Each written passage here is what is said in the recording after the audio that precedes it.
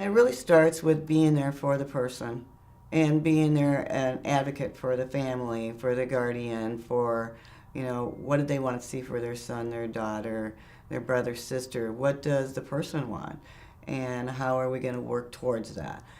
And it's working very collaboratively with the community support provider that is providing those services, the direct line services. He definitely knows how to get a hold of me. And then I've gone to your apartment a couple of times. Yep.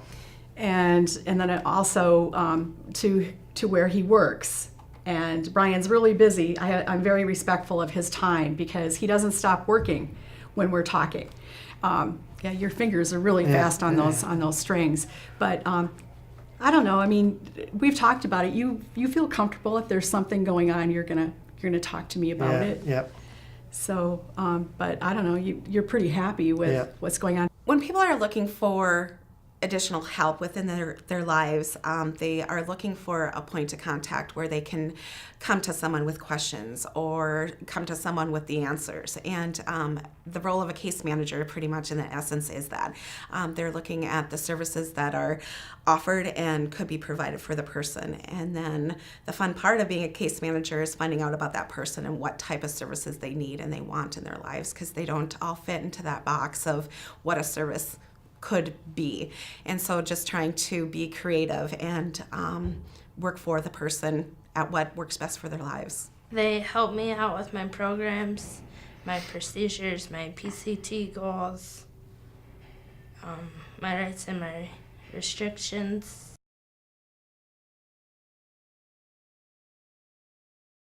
I feel it's important to have a case manager because that person is like an outsider looking in, and that way that person can help advocate for them, and they can help advocate for the things that they may want and need in their life that maybe somebody else isn't helping them advocate for. I think it's an extra set of eyes and ears. I think it's an extra, any extra person on the team I think is powerful.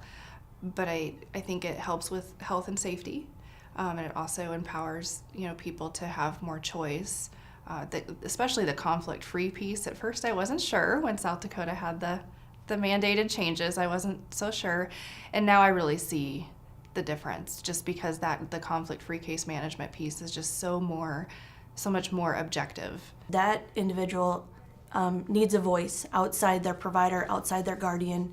And I think that's what case managers do. They provide that extra voice. They provide that advocacy. They help the person understand what services are available. They help them understand that they have a choice on what providers they want.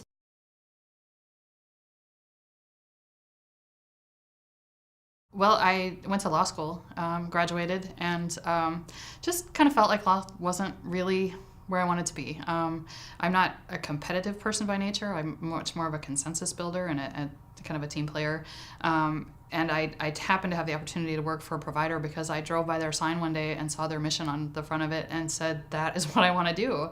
And I've been working with people with disabilities ever since. And I started my college education, and I went 2.5 years, and I was failing miserably in college, and I was in special ed because that's what I wanted to do. And I remember the day my professor sat down and said, "You're not going to make a teacher," and I thought my world was crushed. So I called my mom and I was like, "I don't want to quit college," and she's like, "You're a social worker, Jamie." I started actually when I grew up. My uncle lived with us, and he had a disability. And I got to really understand what it was like, just being around people that needed some extra assistance. So I decided to go to college for human services and criminal justice. And while I was doing that, it led me to work for a community support provider. And I've just been in the field ever since. And just seeing somebody grow and seeing the new things that they can do and how big of a difference you can make in their lives is what really drove me.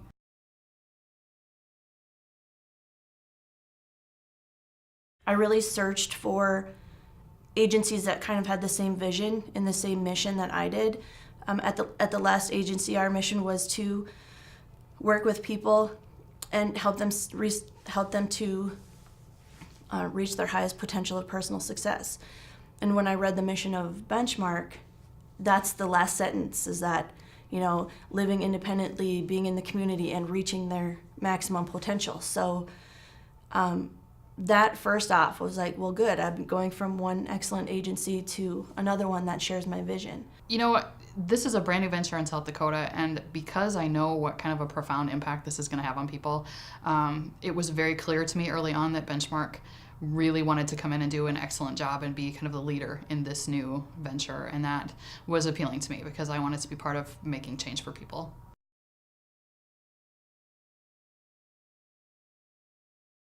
It's all about the person and what they want. If that person wants to take a trip to the Caribbean, let's make that happen. I just had a person get back from the Caribbean, actually, and she was there for 2 weeks, and that's awesome. You want to get a tattoo, let's make that happen.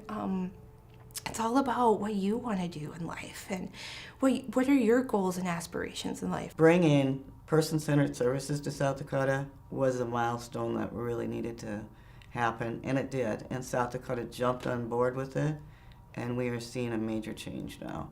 I think it means that you have to ask the person and you have to actively listen.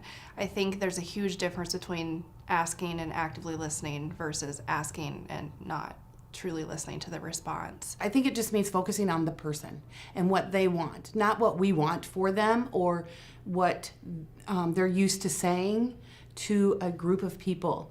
First and foremost, person-centered is all about the person. What are their gifts? What are their talents? What do they want to do to be successful in life? I want Brian to have a great life. I mean, you have a great life, Yeah. but, or at least you've told me that you love your life, Yeah. but I want to keep it that way. And if there's something that he wants to do that perhaps the team, feels like, I don't know if that would work, that's where that brainstorm comes in, how can we make it work? Might not be able to happen today, but maybe tomorrow.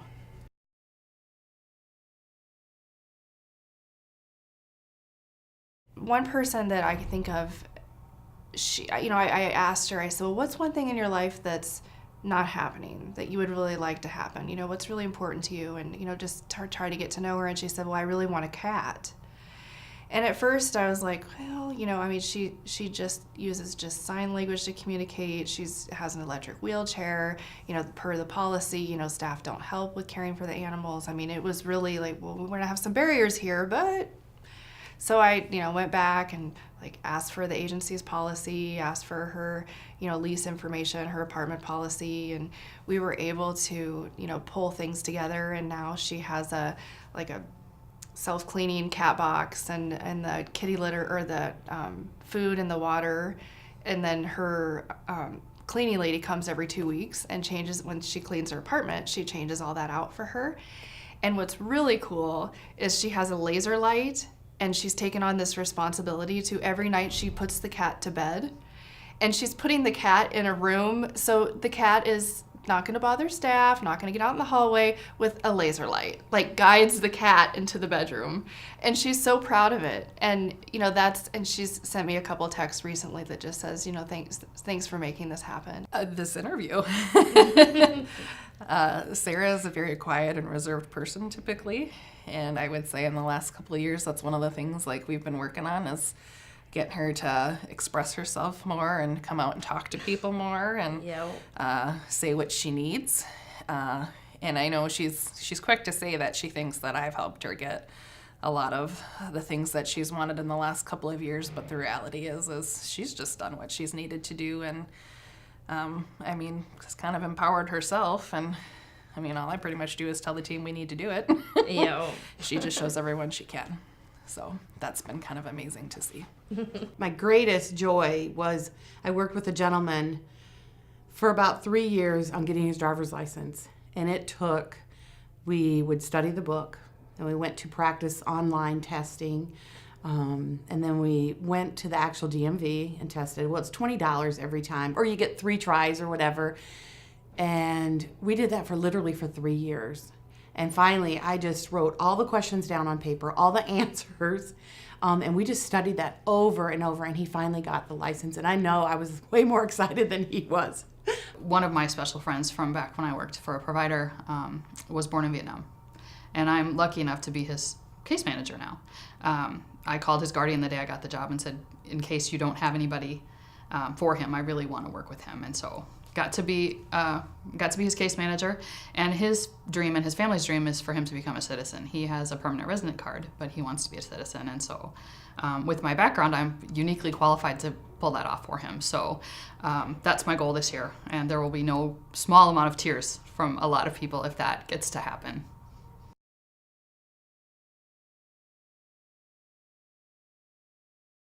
Over the years, I've learned so much from people, especially people that don't use words to communicate. I mean, that's really where a lot of my passion is it's just so powerful. And again, it goes back to that actively listening.